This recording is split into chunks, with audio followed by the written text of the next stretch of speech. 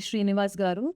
So coming into that, it raised one more question, Andy, because you were talking about proof of burden, right? So what I understand is, from my point of view, proof of burden in the sense it should be preliminary and then advanced as well, right? So what counts as preliminary evidence in these kinds of discrimination? For example, let's say it's in a recruitment process. For example, I'm in a recruitment process and I'm looking for a potential employer, like a full-time employer, and the employer or the recruiter who is hiring for the employer is directly admits to me, like orally, that he's not going to prefer my profile for certain reasons, which comes under unlawful discrimination, like because of my race, or we don't want to hire H1s, we don't want to hire a particular gender or a religion also, because you don't practice this faith, we wouldn't be interested in you. This is the only reason. What to do in those cases when they openly admit to us? See, good question. Excellent question, Sindhu. See, one must understand, most of the times, Manamo, we're not recording the conversation. See, recording the telephone conversation or anything, you have to take the consent of person. Without the consent of the person, we cannot record conversation. Kada. Or phone call as well, right? Because I've heard that in some states, audio call doesn't permission. See, if you're recording the conversation of a recruiter or something without their consent and without their information, that's unlawful. Is it admitted? The answer is no. Okay. Arundodi, excellent question you asked me. In evidence law, there are three types of burden of proof. One is called, in criminal cases law, beyond reasonable doubt antar. So the prosecution or somebody who's coming to the court, he has to prove beyond reasonable doubt. And a doubt would on the judge and on the prosecution or on the defense or on the jury side. In administrative law, because this discrimination laws and all this Department of Labor regulations, immigration regulation, these are all called administrative law. Administrative law, the burden of proof ఏముందంటే beauty, probability. అంటే clear and convincing evidence అవసరం లే. Probability ఉంటే చాలు, probable గా. You understand? అంటే you don't have too much of burden on you to say, yeah, my case is proved. You can just create certain prima facie మీరు చూపించగలిగితే చాలు. Certain practices, certain emails, in the past, their practices, what the way they're doing. Maybe they've selected some of your friend. Maybe they've denied H1 guys or a student guys or somebody who's got a ఇవన్నీ ఉంటే మీరు ఒకవేళ prove చేయగలిగితే their hiring practices or anything, those things are enough for you. And the prima facie చూపించగలిగితే చాలు. You understand what I mean?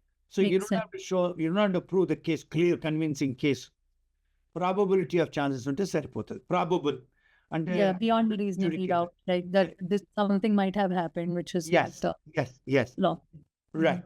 So the burden goes on to them saying, oh, మేము అట్లా చేయలేదు ఇంతకు ముందు, oh, we were fair process గా చేసాము, clear గా చేసామని burden goes on him. You understand what I mean? Yes, so it's more like negating all the factors which could point us in that direction. All the other things we eliminate and go to like one single reason should the burden shift on it.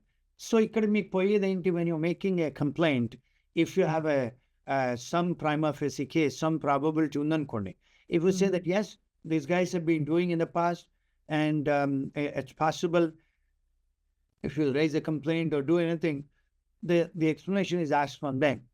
Burden of proof is on them, if you can show a little bit. You understand what I mean? But the game leader, what is that you're losing out of it? You understand? But that doesn't mean that you can do a frivolous complaint. You can't do that. Other guy can sue you saying that you filed a frivolous complaint, that he sustained damages. And malicious prosecution in America is an offense.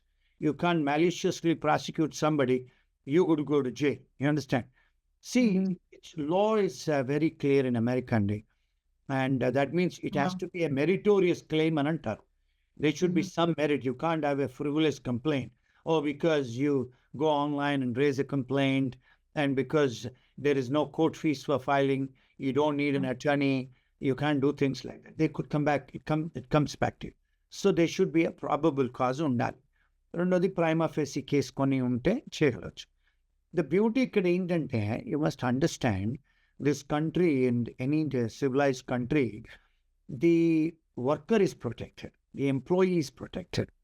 Department of Labor, Immigration Law, all these laws are protected for the employee. You understand what I mean? And Yes. enterprise society law, because we're all doing business, because it doesn't mean that you're running a business, you're a rich man, you're in a higher pedestal and later. It's all protected for employee. For example, if you go to an employer premises, there is a disclosure. Make ఏమేం laws applicable అవుతాయి. What is an overtime? What are the protection given for the women? You know, how you can avail your medical leave. And if, for example, if you get a jury notice, you have to be paid. And for example, on emergency leaves, ఎలా తీసుకోవాలి.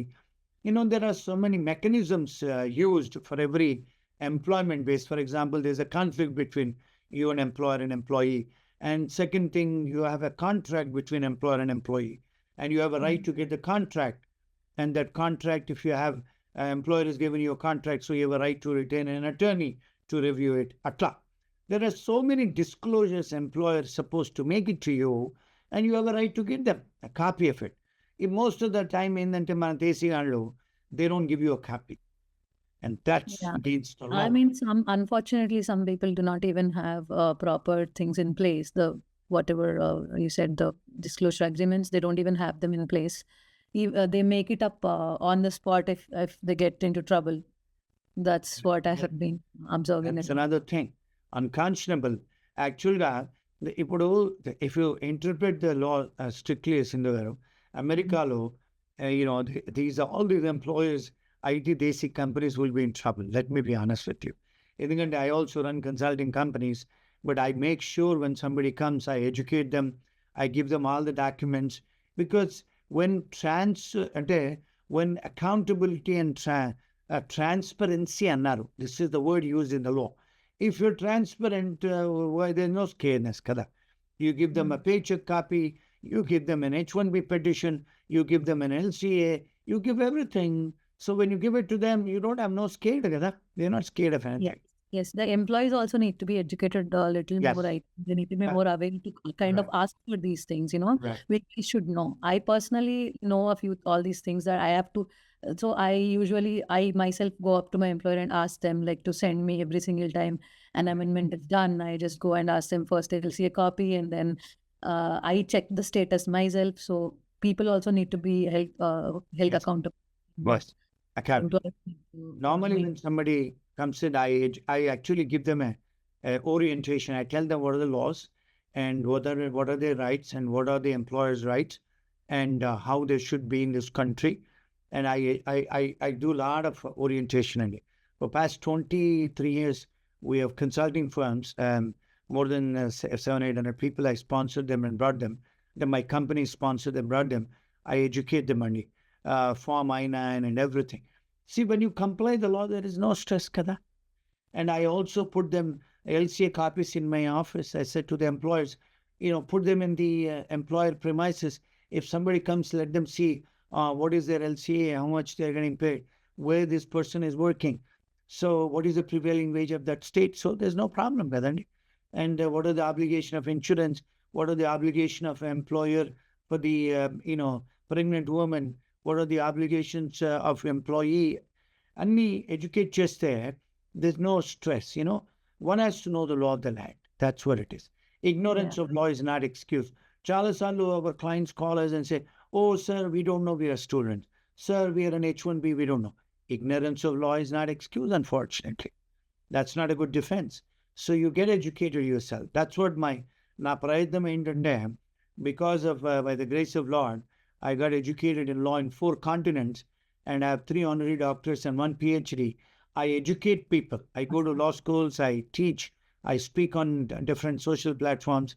I educate people so that once you are enriched with knowledge, you live in a better human being. You can talk about your rights, kada. And most of the employers, what I see in this country, 80 to 90% employees are IT guys. They run IT companies and they don't know the law. and they know how to do business. They are very successful business. Even if they know the law, employees not knowing the law is increasing the fear mongering. It's leading to Yes. something called fear mongering, Yes. right? Art of fear Chala mongering. mandi. They live very anxiously. I speak to a lot Yeah. of IT guys, papam, they live with fear. Employer and laga, and they don't get the H1B copies, they don't get the receipts, they don't get the postal receipts, they don't get I-140 approvals, they don't get pay stubs, they don't get LCAs, they don't get employment contracts, they don't get offer letters. Chana stress outar will papa employees, and they're living with fear. Why should they live with fear, you tell me? They should not. So they have certain rights. If they get educated, and this is a lawful society, America, everybody is equal. And one must understand, Clinton has done mistake, he was punished. Trump has done the mistakes, his lawyers went to jail. And Bush daughters, they were drunk driving, they were punished in this country. So nobody's above the law in this country, even the president. Right. So we are not living in third world country. So everybody is below the law. Makes sense. And knowing the law, it makes you a powerful being and enriching of law. By the grace of Lord, I got educated in the world, and I live very happy wherever I go. And again, when you know the law, knowledge is power, and it also is a wisdom, so you don't get stressed and scared. You understand what I mean? Yes. How many people know Miranda rights in the America law? Have you heard of Miranda rights? Nobody Yes, knows I've what is heard, Miranda. Andy. The thing is, actually, the sad part is I mean, sometimes even cops don't know. I have seen scenarios where cops also don't know the Fifth Amendment and all. I know Miranda rights up to like Good. basic, at least I know. Good. They'll say that anything you will speak is As will be used against you, and yes. then they'll also say, yeah, you can either choose to answer or you can choose to have a Yes. lawyer present beside you. Absolutely. That's Miranda rights, and you have a right to remain silent. How many Yes. people know this? Chappandi. Bhaypadtaru chala mandi. But Yeah, and the because first thing they need to exercise is right to remain silent is what right, should be taught to a lot of people. right. And I give orientation, and anybody comes to me, I give orientation to the employers and employees. I mean, whatever the knowledge we have, we want to share with them. So this is also one of my attempt to do a show with you on a Saturday, and we want to do more shows like this. And I guess people like you are taking this message to all your subscribers, which is a great work which you're doing on a Saturday. Also, we're all busy, and your attempt to do this is great. Attempt, Andy. And I would like to do more of this with different people who are watching this. And a lot of times, people, when they call me from my Instagram or YouTube, I give them a small free advice. And after that, I say, hey, if you guys want to retain us, please call us. But, and we want to educate people. See, even housing lo kuda, what I heard now in Texas, I'm getting calls from Texas. People are calling and saying, sir, maaku illu rendu dorkatledu sir. ఎందుకు? Because they are students, and sometimes there are H1B guys, and sometimes people are denying, oh, my దగ్గర animals ఉన్నాయి, they are not giving us. So they cannot discriminate based on that, but they can say that because our apartment doesn't suit to have animals అనొచ్చు కానీ they cannot say because you have an animal I cannot rent it out. And sometimes even sexual orientation, there are two lesbians or That gets me to a gays. point, Srinivas Garu, like disability. I have seen people being discriminated on basis of like employment based and housing based, based on marital status, and based on even the disabled people are being discriminated without because the employer doesn't have enough awareness. So an employer denying reasonable accommodations or housing colony denying reasonable accommodations to a disabled person. So does that also come under criminal, or is it more of a civil kind of discrimination? Well, again, we have to see what sort of employment, Andy. For example, let us say you're talking about a school is hiring a teacher, right? And for example, a school law, this is a law in this country. For example, you're on a wheelchair, and that school doesn't have an access to get into the school with a wheelchair, and they're not providing one, and they're not providing any transportation. And you're disabled. Sometimes you're, impairment of your eyes. You don't have, you're blind and things like that. కొన్ని loss కొన్ని ఇండస్ట్రీస్కు worth అంటే applicable అవుతాయి, అన్ని ఇండస్ట్రీస్కు applicable అవ్వవు. You understand what I mean? I mean, that makes sense, Andy. What I meant actually was, let me rephrase it. What I meant was something which does not any way interfere with the work, that kind of disability. Let's say, for example, I myself am an emotionally disabled person, but I don't know if I don't go up to the protected veteran status, but I have been able to leverage the Fair House Acting reasonable recommendations. So that puts me at like a moderate phase with a disability. So let's say my example only. So if someone is discriminating me in a potential employer, which in a job, like for example, I'm an IT person. So it has not, my disability has nothing to do with like IT software work. I mean, it doesn't impair me in any way. I'm not a driver, right? So the only thing it's going to impair is probably driving or something. That's the only job that's going to get affected. So even what to do if, in such cases, if an employer discriminates me or someone with a disability which has nothing to do with the work. Okay. See, when you're using the word disability in context of law, it's a big thing, and it is, you know, in your case, it's not a disability. And if somebody says disabled, ante, you have a big burden on you.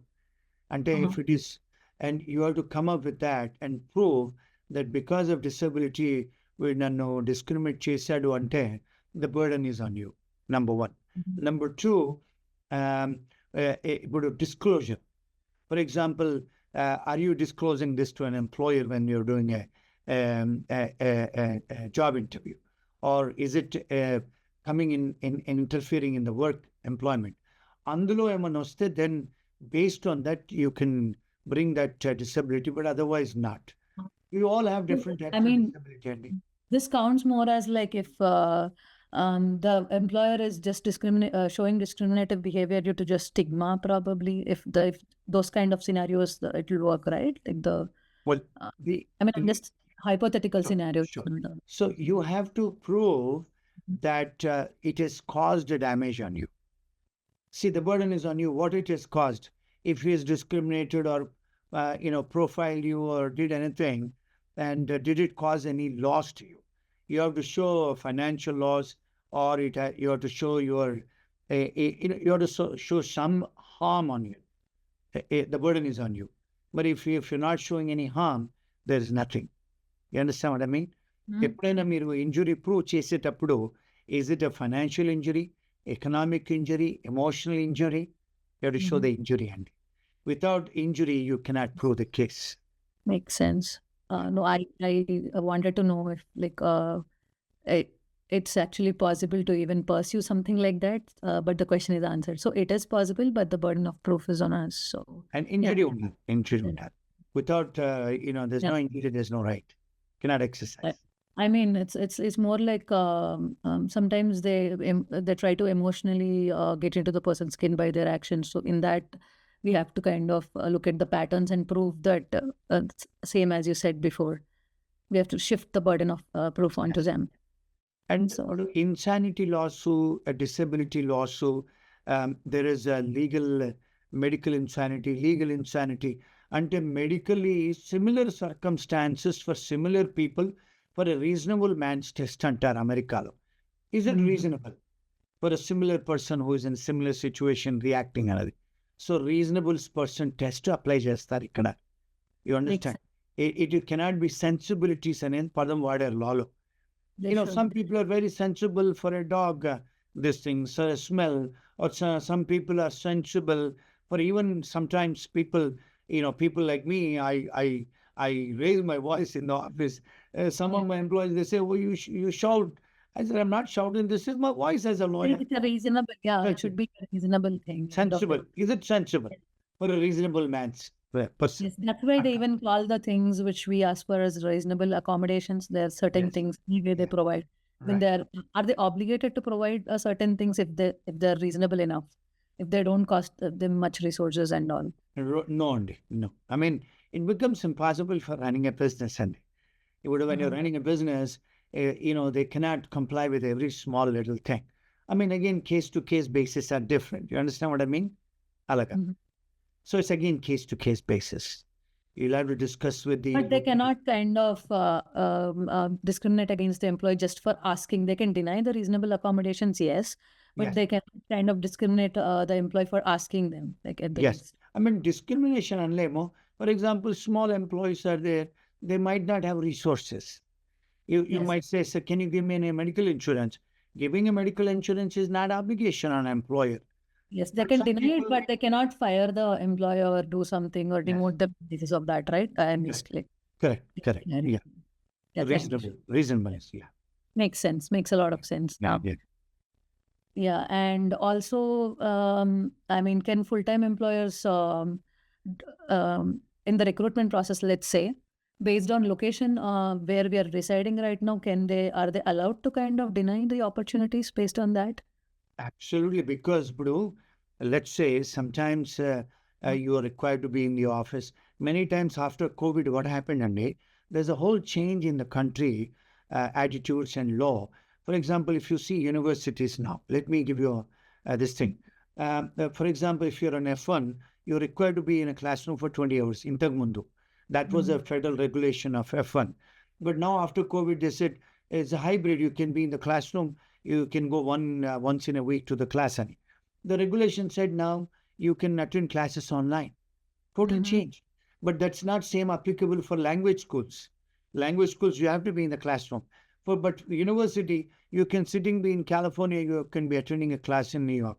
But they said you got to come to the school once in a week or once in a month, where you're required to go.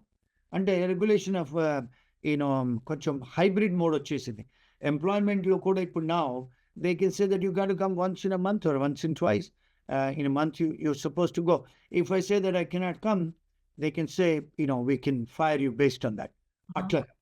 No, that I understood, Andy. No, what I meant, let me again rephrase it. I'm sorry. So what I basically meant is, if the employee is willing, but they deny an interview for the employee, like in the interview process itself, even recruitment initial stages, they deny an interview, even though the employee is willing to kind of go hybrid or something, just is because they are in a different state, even though the job posting has nothing noted on. Yeah, absolutely right. Even it applies to the recruitment phase and until the hiring and until the job is done.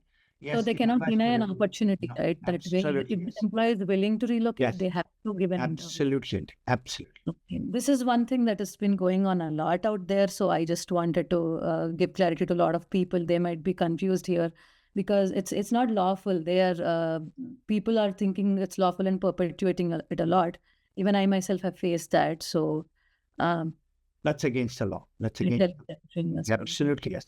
You have to be given a fair opportunity. Yes. Fairness and use yourself. Fair opportunity, Ivali. Fairness in recruitment process. You can't be biased. You can't have a prejudice. Because this is a woman, this is a man. Yes. Absolutely, Cherat.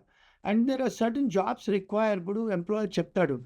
I want somebody who's a citizen because there are certain levels of security clearance. That's for the federal kind of jobs. Yeah, that makes sense to me. Absolutely. But I'm literally talking about every other, skilled worker jobs in a particular industry. For example, like IT. So base skill level jobs and associate level job is doing that too. For example, I've seen it happen to other people. So I think what you told about a lot of laws will help them a lot. Yes. Thank you so much. It was great having you, Sindhu. I think there are so many other areas also we can do. I mean, if your time permits next time, we will do it. And definitely. If you have time and energy, we will definitely it will help a lot of people. And because you have subscribers and, it helps getting the message across. Yes, and I hope it stops the fear mongering a little bit, or if it creates a little confidence in employees as well, right? That we can deal with these situations.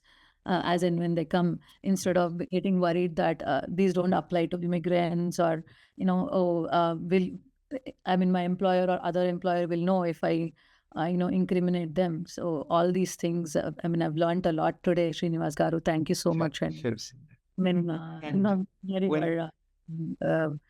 All your employees are very lucky, I guess. Well, by the grace of God, until today, for the past 23 years, by the grace of God, not even one complaint from the employees or from the clients. I have excellent credit rating in online. And see, first of all, I tell everything one day, we have to be first human being, good human being. And after that, your cap comes as an employer or an employee or as a lawyer or as a famous man or as a millionaire. First thing is you have to be a good human being. That's the first thing. If you're a good human being, everything flows from that end. If you're not a good human being, what good is that? You're a multimillionaire. If you're an employer, you have qualifications, you have this and that. That makes nothing, no sense to me. By the grace of Lord, I'm touching people in at least 30 to 40 countries. I travel and I advise clients because of the wisdom of law God has given me. I went to law school in India, Australia, England, America, and honorary doctorates and doctorate in law. So I educate people, and wherever people call me from the world, I advise them. Law is such a thing. When you know the law of the land, it gives a lot of power, and knowledge is wisdom. Wisdom is happiness also. It makes you happy as well. So when people know the anxiousness, both the fear, both they can live happily. That's my purpose. I want people in the world to be happy. Kudos to you. I mean, thank you so much for bestowing all that knowledge upon us. I'm really grateful for being associated with you. I mean, I also hope that we continue this association and we Definitely. sessions. Please, let's do it. Thank you, Sindhu, and have a great day, Sindhu. We're ending the session. Srinivas Bye-bye. Kaveti. We'll get the ball rolling. Thank you. Yeah. Have a great day, Andy. All best. As we all saw in today's video, there are a lot of laws that protect immigrants from all kinds of discrimination. Hope this video addresses some of the concerns which you guys might be having, and also hopefully this helps you guys to make a more informed decision about these kinds of scenarios in the future as well. For more informative content and videos like these, please like and share this video, and also do subscribe to KavetiLaw channel, and don't forget to hit the notification bell below. The links to our socials also have been provided in the description below. Please follow us on our Instagram to know more about us, and also to get future updates about upcoming videos, collaborations, and other relatable and educational content. And for further assistance or any specific queries, please do book a consultation through the KavetiLaw website link, which has been provided in the description. I once again warmly thank Mr. Srinivas Rao Garu for taking time out from his busy schedule to educate all of us on immigration laws pertaining to specific queries, and also for sharing his knowledge with us. Thank you so much, guys. See you guys soon. Have a blessed rest of your day.